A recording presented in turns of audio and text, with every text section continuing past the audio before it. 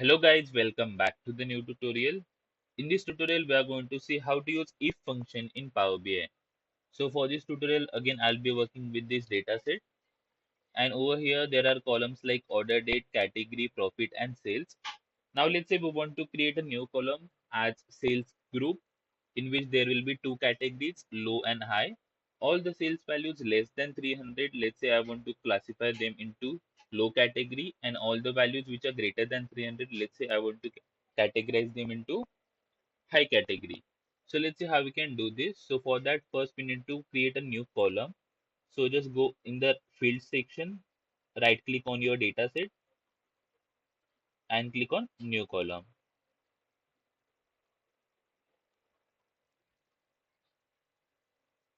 And over here, let's give it a name. Let's say sales group is equal to, since we are using if because there are condition over here, so I will just type if,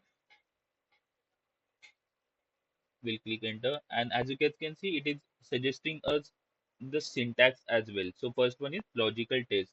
So over here my sales column, so let's say sheet 1 sales is less than 300. This is my condition. Result is true, so they are basically my low category, and result is false, high category, and just hit enter.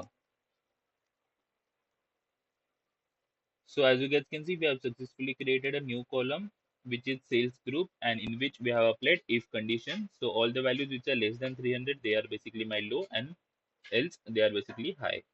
So in this way, one can make use of if function in Power BI. Thank you so much for watching this video. Stay tuned for more upcoming videos.